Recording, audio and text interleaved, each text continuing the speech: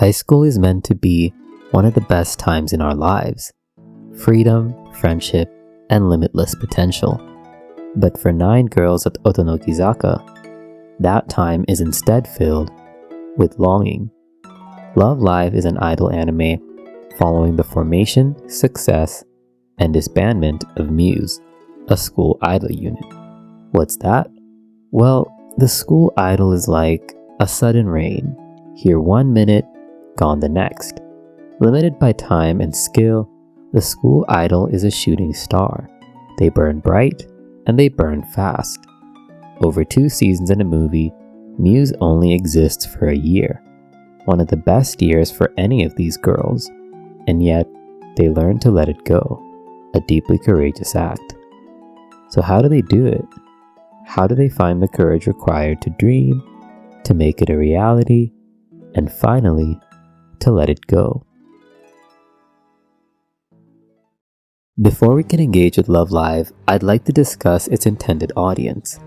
Love Live is a beautiful anime, and just by looking, you can tell that each girl was designed to be an appealing stereotype. There's the cute 30-year Nico, the tomboy Rin, and the tsundere Maki, all tailored to certain male fantasies. This stigma weighs over Love Live in discourse, so I'd like to acknowledge it now. At the end of the day, this is a show where a bunch of high school girls do cute stuff on camera, with lots of POV shots and 0 major male characters. The girls exist for you, and only you. Throughout the series creation, a lot of the characters' appearances and costumes are decided by the fans, including the group's name, so it's fan service in the most literal sense. The kind of fantasy Love Live provides is nothing new to media, idols, or anime, but it doesn't form certain scenes and characters, so keep that in mind. Now that we've set that up, what actually happens in the first episode? Our story starts at Otonokizaka Academy, a school in crisis. Despite the academy's long and cultured history, interest from new students has dwindled, and with so few applications, the school will have to shut down. This news terrifies our main character Honoka. She's a cheerful airhead who really loves her school. Her mom went there, her grandma did, and now so does she. But with the school shutting down, her little sister won't be able to. Not that she'd even want to go there, she wants to go to the fancy UTX. So despite Honoka's love for the academy, she'll have to let it go. The next day, Honoka runs off to UTX to see what's so great about it. It's a massive futuristic school. It's also where she first encounters the school idol, a trio of girls known as Arise, performing clean costumes and choreo to a crowd of fans. This is the power of school idols, a power that just might save her school. Honoka asks her childhood friends, Umi and Kotori, to become school idols. Umi, the strict one, shuts her down immediately, but Kotori, the timid one, is willing to go with whatever she says. Love Live has 9 main characters, so a lot of them fall into smaller groups to establish the differences between them. We might have just met these 3 girls, but we can frame Honoka's ambition against Umi's strict rebuttals and Kotori's quiet support. Even if you forget the names, just know there's a strict one and a nice one. Kotori recalls their childhood adventures and asks Umi if she ever regretted them, how Honoka led them to try new and exciting things. Perhaps they're not strong enough to try on their own, but with Honoka leading them, the 2 girls can do anything. Kotori will support Honoka, and after thinking on it, so will Umi. Together, all 3 become school idols. The school idol is an embrace of the present moment.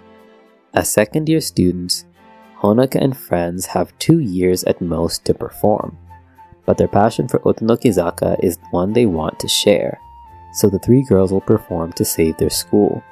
But they're not the only ones trying. Student Council President Eddie has been trying to save the school since she found out, but despite her pleas, the chairwoman won't let her. She's already made her decision, making the most of the school's final years for its students. But why won't she let Ellie help? Later on, she seems quite open to Honoka.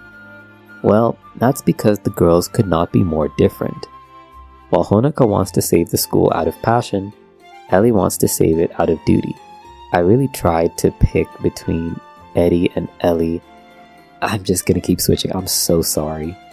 Ellie is a deeply troubled girl. She takes herself quite seriously and feels burdened by the school's fate.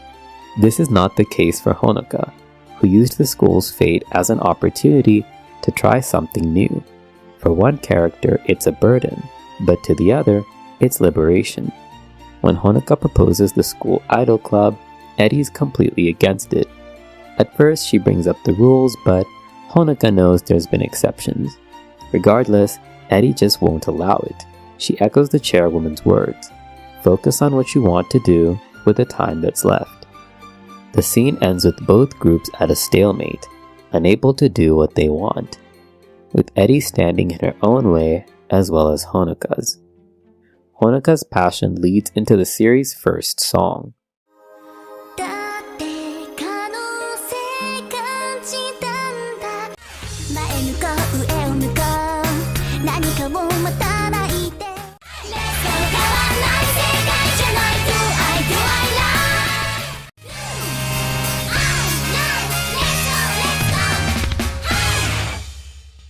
As far as anime CG goes, Love Live is one of the big hitters, and you can see the roots of that legacy here. CG for full body choreo, with 2D for the cuter, simple motions. The song captures Honoka's frantic energy, with lyrics about pushing forward with no regrets. For these girls, as long as there's a possibility, then they have to push forward. Feeling inspired, Honoka starts planning the group's first concert. She marches into Eddie's office with her request. Eddie's unimpressed, but her friend Nozomi allows it. Why? Because she saw it in the cards. A gust of wind rushes in and the sun card is slapped against the wall. Eddie is a pretty strict girl, but Nozomi is a spiritual character, so she's guided more by the cards. It's a fun dynamic. So now the group has a venue and 1 month to prepare. And with nowhere to practice, they resort to using the school's rooftop, dancing under the shining sun. Umi's an archer, so she's pretty athletic and takes over the group's training. Kotori's into fashion, so she'll make the costumes. But now all they need is a song.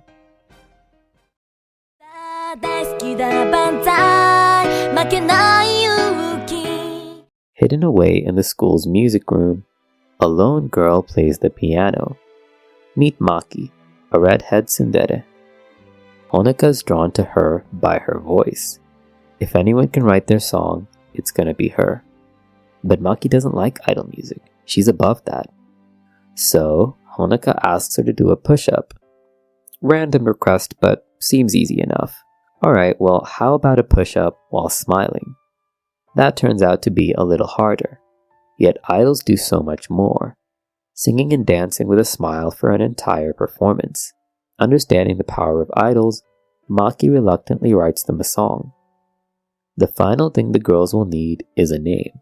They left out a suggestion box with a cute little poster for the club. It doesn't gain much traction, but a few girls start paying attention. And eventually, they find a single note with an oddly fitting name. Muse. After a month of preparation, it's finally orientation day. The school is flooded with first-year students, but attention is divided across several clubs. Interest has been hard to gauge, but the group expects someone to show up. The girls hold hands backstage, and as the curtain rises, they are met with their audience.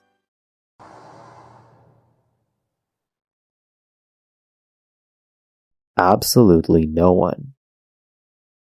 Not one single person showed up to their first concert. Before the tears fall from Honoka's eyes, a shy girl rushes in. And in that moment, Honoka decides to perform. If they reached out to even one person, then that's enough.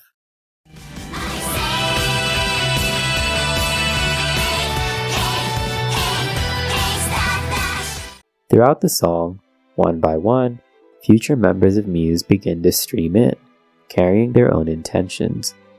The concert is amateur by most standards, but it still draws eyes. From Hanayo, the girl too shy to join them. Rin, her best friend, who won't even consider it. From Nico, the idol club president, who's been watching them for a while. Nozomi, their silent supporter, stands outside. But Eddie watches them with a pensive gaze. After the song, she marches down to challenge them. What will you do now? These words are intended to hurt, but to Honoka, the answer is simple. We'll just keep performing, sharing the feelings that got us here. Like the sun extends its warmth, Muse will share their love for Otonokizaka and for school idols. Once again, this conflict ends in a stalemate. Love Live's first 3 episodes are a dense web of storytelling. The effort required to introduce 9 characters with any hint of depth must be appreciated. A lot of its success is hinged on the first trio. Because Umi and Kotori are attached to Honoka, we don't really need to know that much about them. One is supportive, the other isn't. This kind of framing is quite efficient and it works for most of the characters. When Honoka wants to be an idol, Umi is the opposition, while Kotori plays quiet support. When Hanai is on screen, her shy demeanor is contrasted against Rin's hyperactivity. Eddie is stoic and harsh, while Nozomi is far more gentle.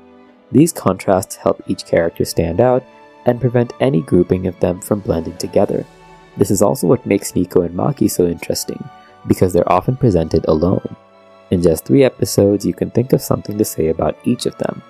Honoka is courageous, Umi is strict, Kotori is timid, Eddie is harsh, Hanayo is shy, Rin's energetic, Nozomi is gentle, Maki is coy, and Nico is mysterious. We'll use that for now.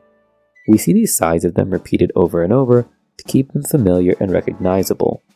Once the group forms, they're a lot more homogeneous because you don't have time to look at 9 angles of the same problem, but the first 3 episodes do a great job of introducing the characters, the concept of school idols, and highlighting some of the themes we'll be exploring.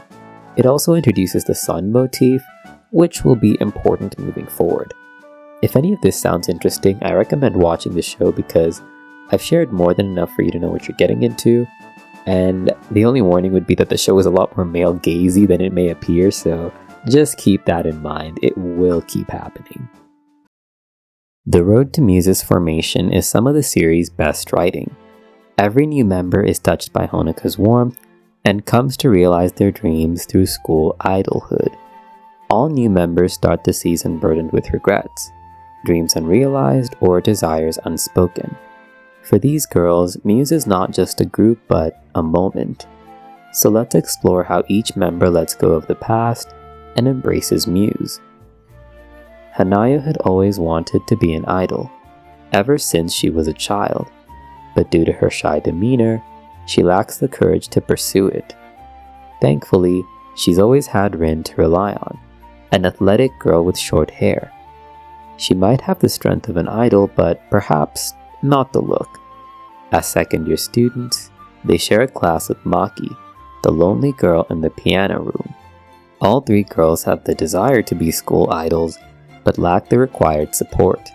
Maki's not good with people, Rin's not feminine, and Hanayo's too timid. She stands up to read in class. Her voice gives way. And later on, Maki finds her to help her speak clearly. The 2 share a moment singing out loud, where Maki sees her potential. It's just a shame that Hanayo can't. Her nickname is Kayuchin, which is easier to say, so we're just going to be saying Kayuchin for the rest of the video. Rin arrives to help Kayuchin join the school idol club, having noticed her interest. And together with Maki, the trio make it to the rooftop, where their bond is sealed by the sunset. The sun's warm glow embraces its new members. So just like that, Muse has made it to 6 members. Now they're ready to be a formal club. Now that they have more than 5 members, the girls can register as a formal club, but they quickly discover there's already an idol club, the Idol Research Club, led by Nico, its only remaining member. Eddie won't allow there to be 2 idol clubs, so the girls will have to negotiate with Nico. Loss is a pretty constant theme in Love Live, specifically the time we give up while chasing our dreams. And this is part of why Muse's mission is so daring. Spending what little time they have at the school, trying to overturn its closure. Yazawa Nico knows this loss all too well, because in her first year, Nico started her own school idol unit. After all, no one loves school idols more than her. But that love made her hard to please. Her standards rose, and while she loved the challenge, her club members didn't. Nico was left all alone, with nothing but a room of idol memorabilia, a reminder of the passion that drove everyone away. Given her past, seeing Honoka's passion draw people in must have hurt. It's no wonder she won't unite with them, why she leaves the group their first hate comment. Because that should be her. It should have been her. Why couldn't she make friends? Why didn't her group succeed? This pain is what keeps her from supporting Muse. So instead, Muse will have to support her. Instead of forming a new club, Muse will simply join hers. And by reaching out, Muse gains its 7th member. The final members of Muse are Ellie and Nozomi, from the student council. From the start, Eddie's been against them, while Nozomi's been in support. But why? Why does the club bother Eddie so much? Well, just like Nico, Eddie is a deeply lonely girl. She wants to save the school, but where's her passion? She tells Honoka to make the most of her time, but is that what she's doing? You see, Eddie wants to save the school too, but for her, it's not out of passion, it's out of duty. Her duty as the student council president. This is why the chairwoman wouldn't support her, because even she could tell that Eddie's heart wasn't in it. So what does Eddie care about? Well, as a child, Eddie loved ballet. She was good at it too, good enough to compete, but never quite good enough to win. Eddie tried being passionate, she tried doing what she wanted, but where did that get her? Her efforts as a ballerina went unrecognized, so she bottled it up and chose a more serious path, becoming the stoic student council president. Eddie wore her loneliness as armor, and that's what drew in Nozomi, a girl to whom loneliness was given. Nozomi grew up moving around and never made any friends. But while loneliness was a burden to her, to Eddie, it was a badge of pride. She wore conflict on her sleeve, and this is what drew Nozomi in. Nozomi has a real knack for spotting other lonely girls. That's why she believed in Muse, because she saw what it could be, a force strong enough to unite them. She also sees past Eddie's armor, seeing the lonely girl inside. But changing Eddie's mind won't be easy. Eddie shoulders the responsibility of the school's closure, but only because she's supposed to. She lacks the passion that Honoka has and the courage to live out her dream, because she knows how it will all end. She tried doing what she wanted, so instead, she would do what she should, being the strict student council leader she thinks the students need. But who is she actually doing this for? Because it's not the students. If she cared so much about them, she'd probably support Muse as a way to attract new students. But she doesn't. See, Eddie is a deeply restrained girl, and that's because she feels she has to be. People like Honoka just wouldn't get it. You can't do what you want. Passion doesn't work. But it's that lack of passion that makes her so inept. Almost anyone can see through it. What Eddie really wants is to let go. To live freely, just like Honoka does. This is a tough decision, but thankfully, it's not one she has to make alone. Nozomi is right there, waiting for her. She's supported Muse for a long time, and knows better than anyone how sad Eddie is. So, she reaches out to Honoka, who invites Eddie to join Muse. At last, the 9 goddesses stand united. The conflict between Eddie and Honoka is some of the series' best writing. Neither party is wrong, but they do have to learn from each other. Eddie's lack of faith in Muse is justified. They are bad dancers, and as a former ballerina, she would know. So just like with Nico, they have to meet her halfway. But Eddie's dispassionate approach to saving the school won't work, so she has to acknowledge Muse and let herself feel. Eddie and Muse need each other. Honeka's passion and Eddie's passion might be expressed differently, but they both have a right to be in the group. Eddie's dedication to duty has made her a good student council president, but it's only through a dedication to self that she can become a good idol. Similarly, Honeka's growing duties as Muse's leader prepare her to take over Eddie's position, becoming student council president in season 2. It's just a really good dynamic. Now that the group's been established, there's some team building before the season wraps up with a school festival. This is another opportunity to attract new students. Honeka's focused on putting on the best show, suggesting a new song, and training late into the night. She's so focused that she doesn't notice her friend Kotori's been feeling down. The purpose of this mini arc at the end is to test Honeka's limits. Can she make it through the rain? So far, the sun has been used to represent Muse's warmth, reaching out to lonely girls. In episode 5, the second symbol appears, the rain. On rainy days, Muse can't use the rooftop because it's wet. That's why they had to ask Nika for a club room, and the rain accompanied her sad backstory. This is contrasted with the sunset when Honeka first met Umi. If the sun represents warmth and connection, then what does the rain represent? On the day of the school festival, the rain arrives. Honeka shows up with the early signs of a cold, but decides to push through the performance, like she always does. At this time, fate is not so kind. At the end of the performance, Honeka collapses. This time, she pushed too far. When Honeka returns to school, she's met with some good news and some bad news. The good news is the school will be accepting new students. But the bad news is Umi announces that Kotori will be going abroad. She applied to a foreign fashion school and got accepted. Honeka's pretty upset that Kotori didn't tell her, but how could she? Honeka was busy, too busy for her oldest friend. The group wants to send her off with a big concert, but Honeka is not ready to do that, so she decides to give up on being a school idol. This conflict's a little messy, so let's try to unpack what's going on here. See, the thing is that in Honeka's passion to save the school, she got distracted from some of the things that really matter. She was so focused on her own needs that she forgot to think of anyone else, hurting both their chances at Love Live and a proper school festival. Honeka's passion did save the school, but it also hurt her friends. So how will she recover from her first big failure and find a balance? At the start of the final episode, Honeka's classmates take her out to cheer her up. They go dancing at the arcade, which really gets through to her.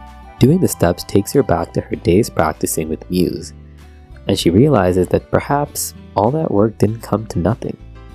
As she walks home, she sees the group that first inspired her, Arise. They were the winners of Love Live. We'll explain what that is later. In a pretty poignant sentence, Honeka says, "I'm sure they'll be great idols, because they will. Arise are dedicated to their fans. They're pretty much young professionals. But Muse is a group of imperfect girls. She only started this to share her love for the school, and later to share the power of school idols. On some level, this is a selfish desire, not just for her, but for everyone else, including Kotori." So Honeka rushes off to the airport to get her, to save Kotori from herself. Of course she wanted to stay, but without Honeka, she couldn't do it. Honeka reunites the 9 girls, and they perform in their school uniforms to a packed auditorium. The very same auditorium that they started in.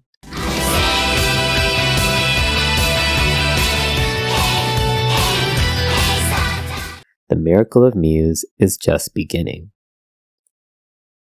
I did not enjoy the end of season 1. Kotori is not a very interesting character, so resting it on her was a choice. Despite that, in order to test the limits of Honeka's passion, it's important that she hurts someone close to her.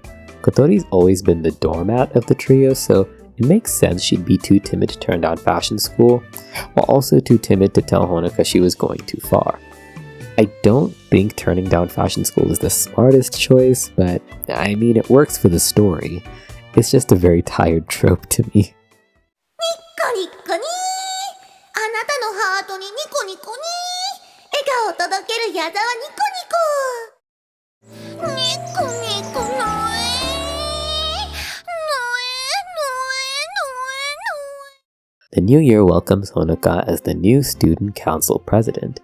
After all, no one loves the school more. The academy is saved, and there's a brand new Love Live.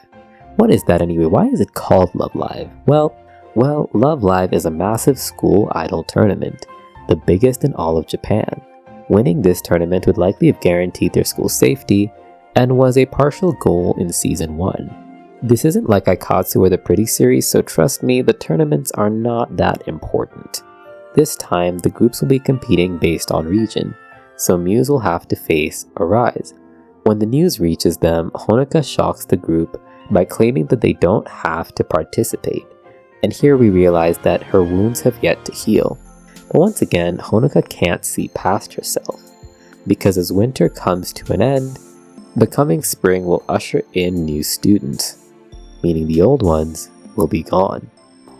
While this lack of consideration seems like a step back, it's actually a minor moment of growth for Honoka.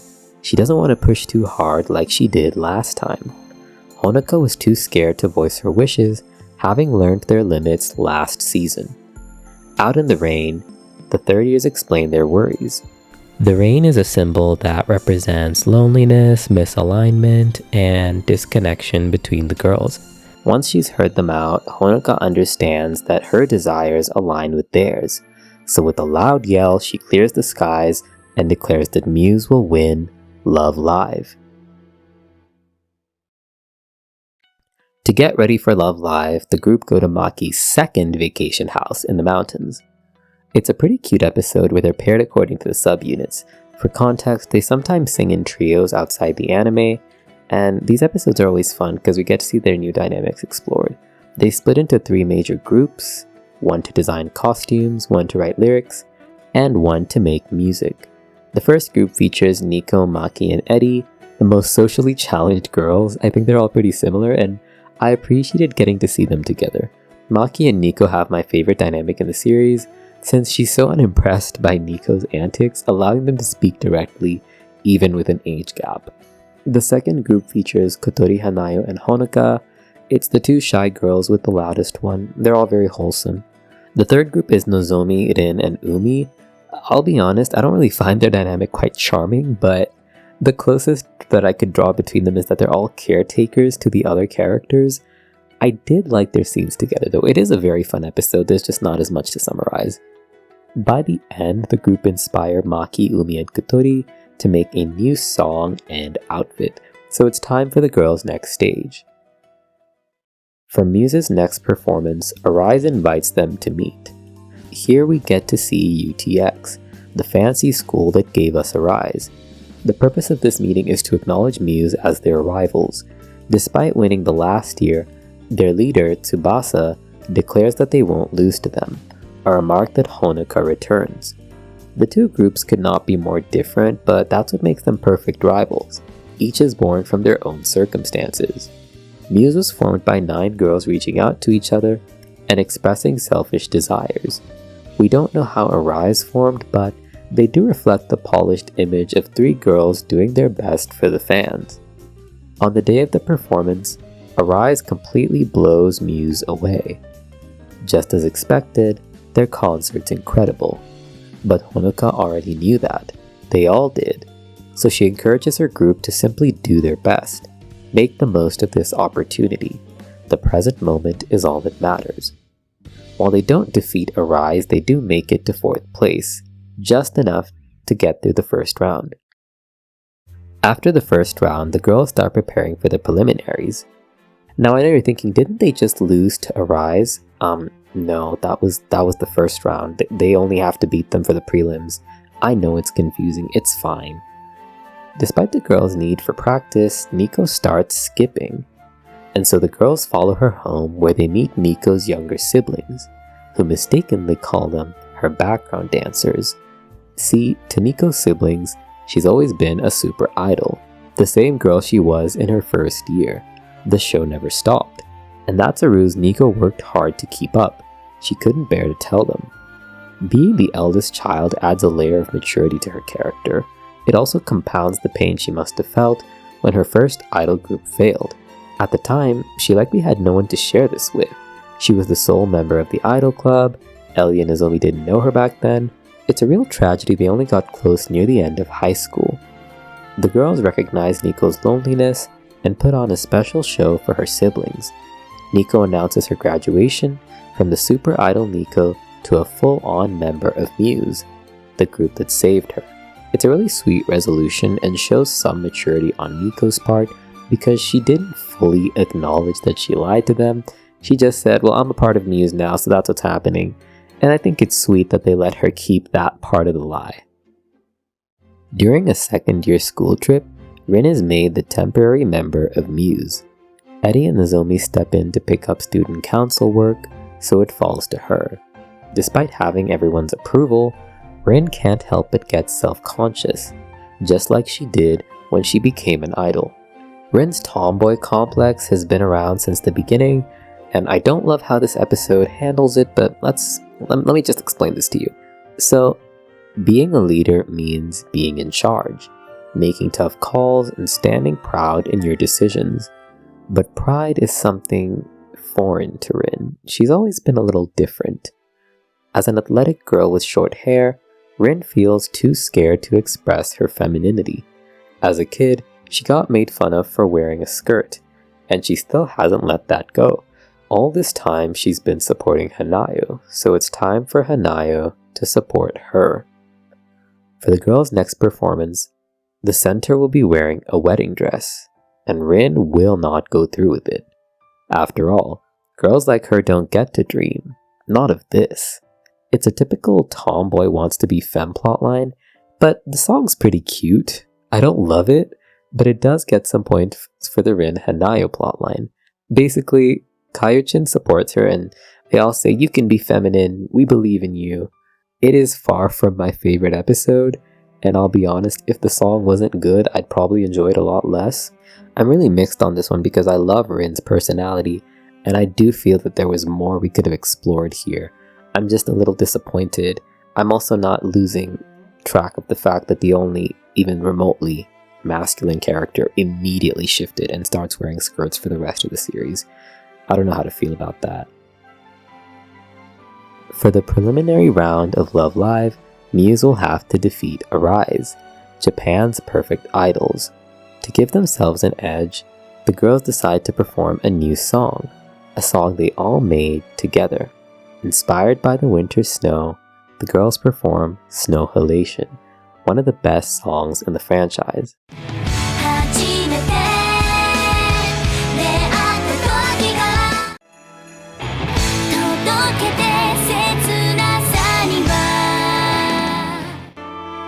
Thematically, it makes sense that they beat Arise here because Muse is a group that carries each member's personal pain and desires, pain that we've just explored. It's a group that embraces their status as amateur regular students, and that identity is what defines the school idol. While Arise would go on to be successful in the professional industry, I do think that professional image puts them outside the school idol realm. I've seen some fans make similar readings, so let me know how you feel about Muse winning. With their members' impending graduation, both groups will have to decide if they want to keep going. And while Arise will become professionals, Muse has decided to disband. They saved their school, they won Love Live, and they made the most of their time together. All that's left is to announce it. Before we cover the movie, I want to acknowledge how suddenly they win Love Live. We don't even see it happen, it's just mentioned at the start of an episode, and this is something that was really jarring when I rewatched the series. I'm used to Aikatsu and the Pretty series where, competitions are a big deal, but in Love Live that's just not really the case, so if you have made it this far and for some reason haven't watched it, I guess you don't care about spoilers, but just know, as much as Love Live is in the title, it's really not that much about the tournament. Love Live the movie explores Honoka and Muse finding the courage to move on. The movie gives them a lot of reasons not to. The movie's been on my mind since I first saw it, since it ties up the series themes so well. I love the new songs, I love the scenes, and the animation is just beautiful. The story is pretty simple. Muse is invited to perform in the US to promote school idols. When they return, their new fame gives them a shot at proper idolhood. But is that really what they want? Will Muse remain school idols or become something more? The movie gives Honoka one of her biggest challenges yet. How do you say goodbye to something so special? To the group that saved your school, to the group that won Love Live, to the group that's putting school idols on the map. We start the movie with a flashback to her childhood, where she finds the courage to leap over a puddle, setting that up as a motif, because stepping into the future will require a massive leap of faith. When Muse arrives in America, they're taken aback by the sights and scenery, the big hotel, the large buildings, and the bustling street life. The girls compare the city to Akiba, a place that's always changing and accepting rebirth. This came up earlier in a character episode, but I just didn't feel like mentioning it. Kotori was a maid in Akiba and she felt that she could be reborn. The song was alright. Watch episode 9. More importantly, the movie depicts the girls' new relationship to the rain. While exploring the city, it starts to rain, cutting off their adventure. But this time, instead of stopping them, Rin dances in the rain, showing their optimism in the face of any obstacle. Their ability to dance shows that Muse is no longer afraid. They know what's coming is hard, but they're prepared for it. What happens next is one of my favorite scenes though, and the only reason I even did this video. So once they're done exploring, on their way back to the hotel, Honoka gets separated from the group. She rushes onto the wrong train, and the girls go in opposite directions. The movie could not be more blunt. When Honoka gets lost, what she finds is herself. They still say I love you, on that you can rely. Moonlight and love songs never out of date. Hearts full of passion, jealousy and hate. As time goes by. Lost in the crowd, Honoka's drawn to a singing voice, an adult woman covering Frank Sinatra's As Time Goes By. The woman bears a striking resemblance to Honoka. Noticing her applause, the woman helps Honoka find her way back. Curiously, her friends can't see this woman, and yet Honoka's left with her microphone. On their way back to the hotel, future Honoka gives our Honoka some advice. You see, she was faced with the same dilemma a few years ago, and in that moment, she simply decided to take the next step. The conclusion of Muse is a chance at rebirth, and while what happens next is unknown, Honoka can make peace with that. Honoka's train goes in another direction. So does Eddie's, so does Nico's. Every girl will slowly leave Otonokizaka, the school they worked so hard to save. Muse will no longer be school idols, and it's a real shame that something so monumental is just gonna disappear. At the end of the anime, Honoka uses a mop to draw the group's name on the rooftop, because that's what Muse is. That's what being a school idol is. It was never gonna last. They could have become idols, they could have taken in new members, but it just wouldn't be the same Muse. The group they want to be has a time limit, so it's time to say goodbye. As Honoka ponders the group's future, we cut across different shots of them during the rain.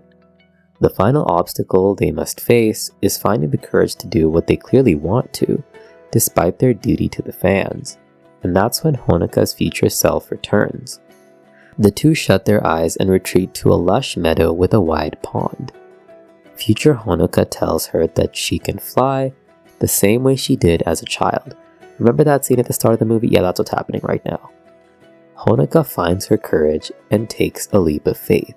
This courage leads Honoka into her next big idea, a performance with all the school idols, bringing out their shared brilliance. when she tells Arise's leader, she suggests singing a song for all of them, and so the two groups work together on Sunny Day Song, a performance that can share the brilliance of school idols all across Japan.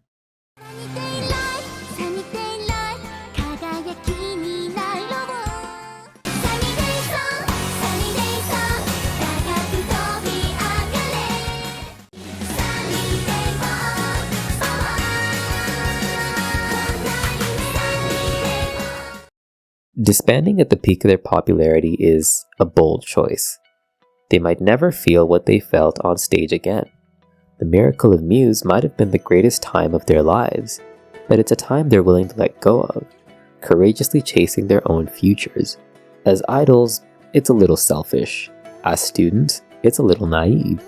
But each girl is ready to embrace the new moments in their lives. What matters is the here and now, putting on the best concert and leaving on their own terms. The whole series is about the girls finding the courage to try again, and even when they have something special, to let it go, embracing each moment as it comes, and facing their own desires. I really enjoyed covering Love Live. Initially I lost interest around season 2, but the more I engaged with it, the more I found. There's actually a lot of stuff that I'd love to cover in the future. It also helped me appreciate Muse as a musical group. I've always been more of an Awkward's Nijigasaki fan, but I came to appreciate their music while making this video. So, what did you think of Love Live? What are some symbols I missed? I know the feather's a big one. If you like this, stick around. I'm happy to cover Love Live once again. But with that said, I will see you guys next time.